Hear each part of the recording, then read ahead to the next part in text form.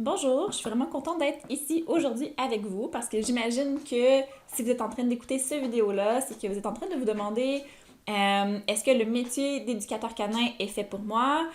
Puis si vous avez déjà eu la chance de répondre oui à cette question-là, ben maintenant ce que vous vous demandez, ben c'est quelle formation je devrais choisir.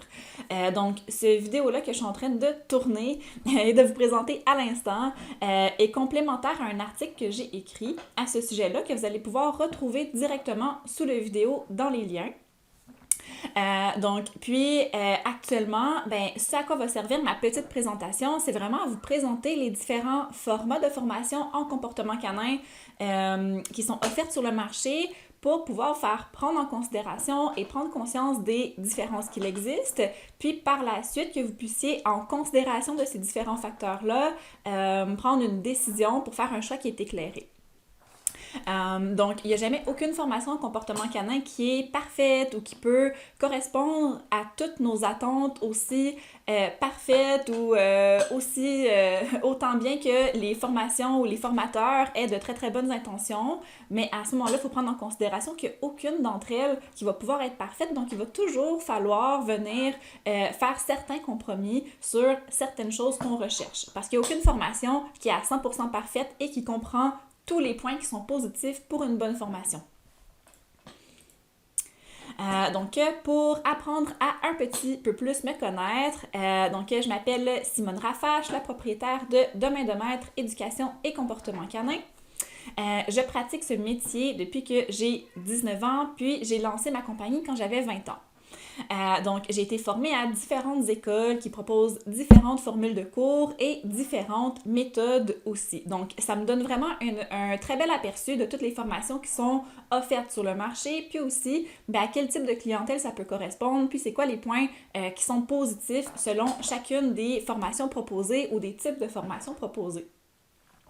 Je suis aussi formatrice pour éducateurs canins depuis 2016 via des modules de formation continue pour les éducateurs canins qui sont déjà formés et qui souhaitent continuer à se former pour se spécialiser dans certains champs, par exemple l'entraînement avancé ou bien l'agressivité ou bien aller chercher plus d'idées via des modules pour les consultations clients.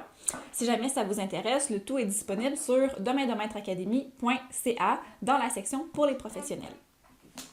Je vais pouvoir, à ce titre, vous présenter c'est quoi les différents types de formations offertes sur le marché. Par exemple, il y a des formations qui sont en ligne, telles que moi je le propose, des formations en présentiel, des formations qui correspondent à l'entraînement de beaucoup de chiens et des formations qui correspondent simplement à l'entraînement de son chien, le chien d'un ami ou le chien des autres étudiants qui sont avec vous dans votre cohorte. Puis, il y a aussi la fameuse question, est-ce qu'on est formé à titre d'éducateur canin qui correspond davantage à un volet entraînement, savoir comment entraîner, ou bien à titre de comportementaliste qui correspond davantage à modifier des comportements qui sont problématiques. Puis par la suite, je vous ai préparé une petite grille d'évaluation que vous allez pouvoir télécharger pour savoir comment choisir votre formation selon différents points clés. Puis à ce niveau-là, je vous invite vraiment à lire au complet l'article que j'ai rédigé au sujet de comment choisir sa formation en éducation canine. Comme ça, vous allez pouvoir savoir pourquoi chacun des points clés qui sont présents dans la grille d'évaluation sont là et comment pouvoir remplir cette grille-là par la suite. Commençons par la fameuse question, est-ce que je préfère une formation qui a lieu sur place ou bien à distance? Quels sont les avantages de la formation sur place? En fait, c'est une accessibilité à l'enseignant qui est vraiment très, très, très élevée. Donc, via de la rétroaction, de la réponse aux questions en direct, de l'interaction avec l'enseignant, de pouvoir aussi voir l'enseignant entraîner des animaux, puis de pouvoir aussi, lorsqu'on est nous-mêmes en train d'apprendre à entraîner, de pouvoir être enseigné ou corrigé si on fait une erreur directement sur le coup. Donc ça a vraiment une valeur qui est quand même assez élevée. Donc, ça nous permet de voir aussi les autres étudiants en action et de pouvoir apprendre nous-mêmes de ce qu'ils sont en train de faire, de leurs succès et de leurs échecs. Donc, ça, c'est vraiment une part importante des points positifs. Ça permet aussi de créer un réseau, puis aussi un sentiment d'appartenance par rapport à un groupe. Donc, à l'heure actuelle où je tourne la vidéo, ça fait à peu près 1 an qu'on est en confinement, puis je pense qu'on commence tous à avoir envie d'être en groupe, puis je pense qu'on commence tous à avoir envie de pouvoir côtoyer d'autres personnes et de développer des liens autrement qu'à travers des écrans. Okay? Donc, on a pu s'apercevoir qu'en tant qu'humain, c'est un point qui est extrêmement positif.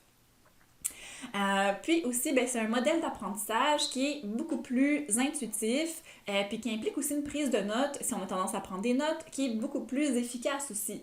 Okay? Donc, c'est beaucoup plus facile pour la majorité des gens, pas tous, de suivre des cours directement sur place. Pour moi, c'est pas mon cas, mais pour d'autres personnes, ça peut être le cas, et pour la majorité des gens, ce l'est aussi.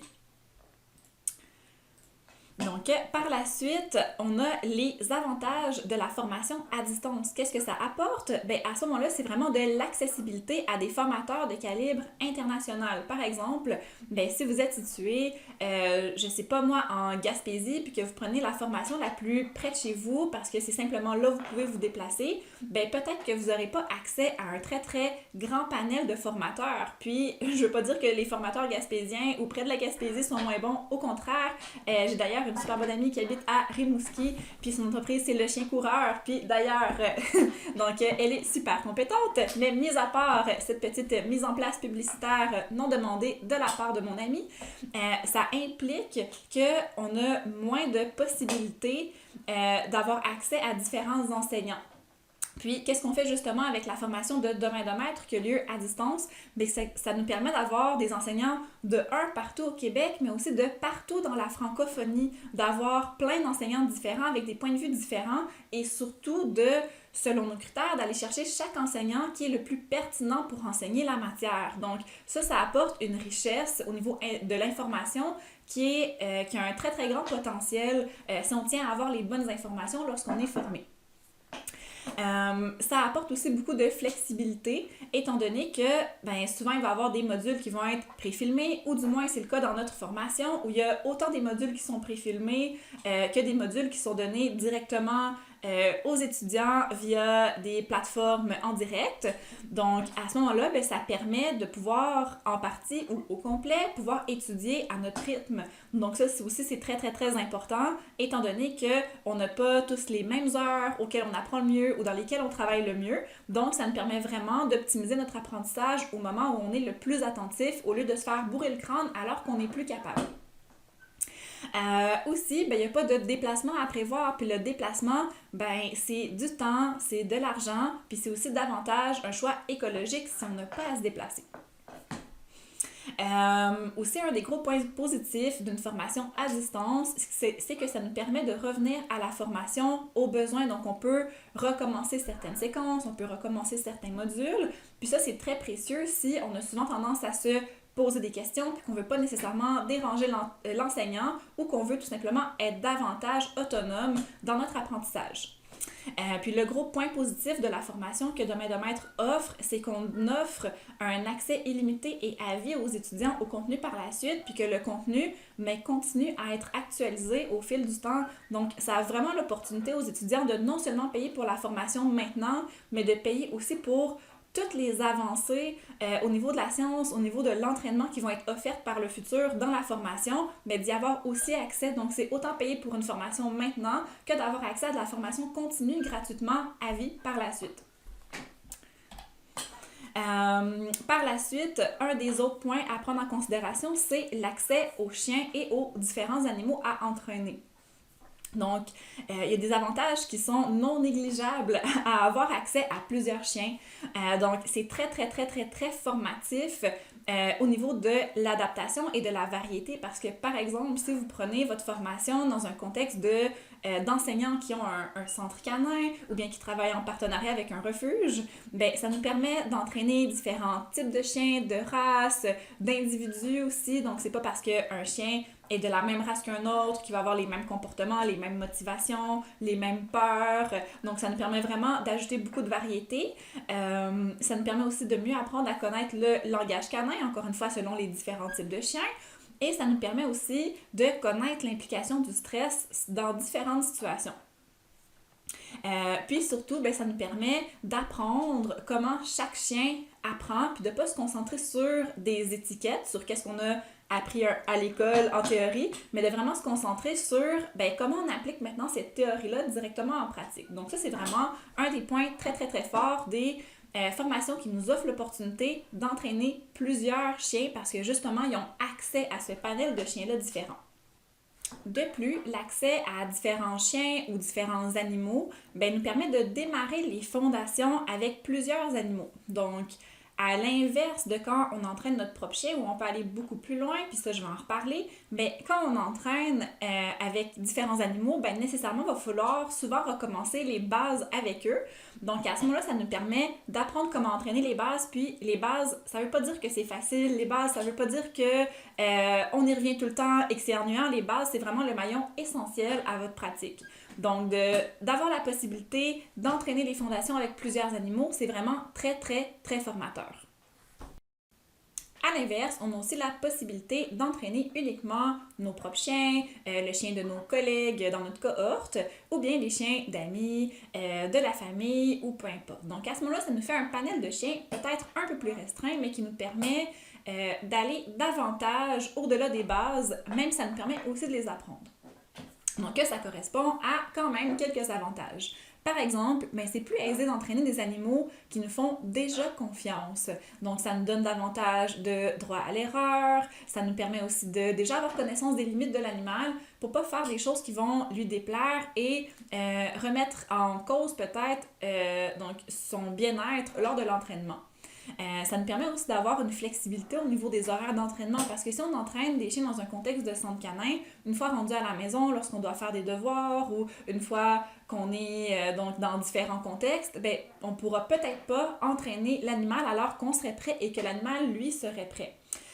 Aussi, le bénéfice d'entraîner à distance avec du vidéo coaching, ben, c'est que vous pouvez vraiment entraîner l'animal quand lui est disposé à être entraîné, que vous aussi, tandis que c'est pas toujours le cas si on amène notre animal qui peut être stressé dans un nouveau lieu.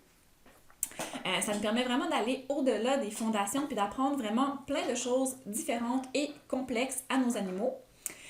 Puis ça nous permet aussi par la suite, ben, si on a entraîné notre chien dans le contexte de la formation, ben, d'utiliser notre chien à titre de démo ou d'exemple avec nos clients. Donc ça, c'est souvent quelque chose qui est très, très, très apprécié, qui leur permet en même temps de voir donc à quel point l'animal peut être performant une fois qu'il a appris les comportements et ça à quoi ça peut servir avec un objectif qui est très, très concret pour eux. Mais aussi, ça nous permet de l'utiliser par la suite dans un contexte de consultation. Si par exemple, on a un chien qui est par exemple réactif, donc que le chien de notre client serait réactif, ben nous, on pourrait utiliser notre chien à distance comme outil pour pouvoir faire en sorte que l'autre chien apprenne comment réagir par rapport à un chien. Par la suite, on a différents types de formations au niveau du volet éducatif qu'ils vont comprendre. Donc, c'est-à-dire, est-ce qu'on va vous apprendre à devenir éducateur seulement, donc à ce moment-là qui va correspondre uniquement à de l'entraînement, comment apprendre un rappel, apprendre un chien à s'asseoir, à se coucher, à rester, donc à être capable de se contrôler en fonction de différentes distractions, par exemple. Ou bien ça va davantage former pour être, entre guillemets, comportementaliste, donc qui est davantage axé sur la résolution de problèmes de comportement. Donc, si un animal est anxieux, s'il est stressé, si par exemple, il a tendance à avoir des réactions agressives, s'il est réactif en laisse, s'il a tendance à chevaucher les invités. Donc, il y a plein de raisons qui pourraient être comportementales, puis qui créent des problèmes de comportement ou un comportementaliste, entre guillemets, va davantage avoir de compétences pour pouvoir résoudre la situation. Mais par contre, quand il est question de comportement animal, rien n'est jamais simple, puis rien n'est jamais linéaire. Donc à ce moment-là, pour moi, ben, le petit schéma qu'on voit en bleu est vraiment très révélateur. C'est-à-dire qu'il y a vraiment une juxtaposition au niveau des connaissances qui est essentielle pour pouvoir bien faire son métier. Il y a certaines personnes qui vont être plus poussées au niveau des connaissances, qui vont pratiquer leur métier par rapport à l'éducation et à l'entraînement, et d'autres personnes par rapport au comportement.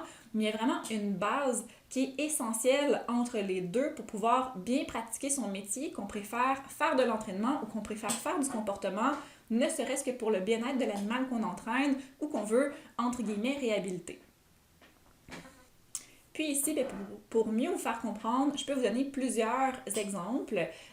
Si par exemple, on travaille avec un chien qui est réactif, ben, à ce moment-là, oui, il y a une notion qui est comportementale par rapport à ça, par rapport à différents niveaux de stress, par rapport à différents facteurs, par rapport au langage canin, par rapport aux notions éthologiques qui se rapportent à tout ça, mais aussi il y a un gros volet entraînement qui est donc d'apprendre à l'animal à réagir autrement. Puis si on est seulement formé au niveau de l'aspect théorique du comportement et non pas au niveau de l'aspect théorique et pratique de l'entraînement, on va avoir beaucoup de mal à venir pleinement aider nos clients parce que le fait de savoir comment entraîner l'animal, bien, ça va amener tout l'aspect pratique et tout l'aspect vraiment très très pragmatique au fait de pouvoir aider nos clients sur le terrain. On a besoin de pouvoir entraîner les chiens et de pouvoir savoir comment aussi l'enseigner à nos clients. Et l'inverse est aussi vrai, c'est-à-dire qu'on peut avoir des problèmes qui peuvent avoir l'air de simples problèmes d'entraînement, par exemple, mais pourquoi mon chien ne veut pas s'asseoir? Mais c'est peut-être parce qu'il est trop stressé, donc à ce moment-là, on va avoir besoin de notions qui ont davantage rapport avec les apprentissages au niveau du comportement pour pouvoir nous aider à aider le chien. Donc si le chien est stressé, on va pouvoir venir davantage utiliser des techniques qui ont rapport au contre-conditionnement coopératif, qui ont rapport par exemple au concept de désensibilisation, qui ont rapport à bien d'autres besoins que les chiens vont avoir ou qui vont avoir rapport à une bonne compréhension de qu'est-ce que c'est le stress, l'anxiété et les peurs chez les animaux. Puis ici, c'est juste deux petits exemples pour vous montrer à quel point, mais dans deux situations, autant l'un que l'autre est important. Puis pour moi, une formation qui n'apprend qu'un des deux va demeurer incomplète. Vous avez besoin des deux pour pouvoir pratiquer et pas sans cesse vous sentir limité dans votre métier. Bien que vous puissiez avoir par la suite des préférences plus pour l'entraînement ou plus pour les problèmes comportementaux, il y a une base qui est très très importante à avoir qui, encore une fois, sans cette base-là, vous allez vraiment être limité. Puis vous allez toujours, de toute façon, être poussé à aller prendre d'autres formations sur ce sujet-là. Donc, aussi bien si vous cherchez une formation qui est complète, avoir les deux volets en même temps. Et finalement, voici maintenant la fameuse grille d'évaluation dont je vous parlais pour choisir la bonne formation en comportement canin pour vous. Donc, c'est sûr que j'ai souvent parlé de la formation que nous, on offre avec mes collègues au sein de Domaine de Maître, mais je peux comprendre que pour différents facteurs, bien, que ça ne peut être le choix de toutes les personnes qui souhaiteraient devenir éducateur canin ou comportementaliste. Donc, à ce moment-là, c'est pour ça que j'ai préparé une grille pour que vous puissiez voir, bien, c'est quoi pour vous les points qui sont essentiels dans une formation, puis que vous puissiez comparer en conséquence par la suite en fonction des différents facteurs. Ainsi, bien, vous allez avoir vraiment une meilleure idée, davantage que de guider uniquement par votre intuition ou vos sentiments lors du choix de la formation. Donc, sur ces différentes informations, je vais vous laisser là-dessus. J'espère que la vidéo que j'ai présentée aujourd'hui va pouvoir vous aider à choisir la bonne formation pour vous en prenant en considération différents facteurs dont souvent on n'est pas au courant quand on n'a jamais fait de formation en éducation canine ou bien si on n'est pas dans le domaine. Puis encore une fois, je vous invite, si ce n'est pas déjà fait, à aller consulter l'article que j'ai écrit par rapport à comment choisir la bonne formation en éducation canine pour moi et c'est quoi les principaux points à regarder pour être certain de ne pas jeter son argent par les fenêtres. Donc, je vous souhaite une très bonne journée, je vous souhaite d'avoir du plaisir avec votre chien, puis je vous souhaite aussi une bonne partie de recherche, une bonne enquête, d'être un bon détective pour pouvoir faire le bon choix pour vous et pour votre carrière. Bonne journée!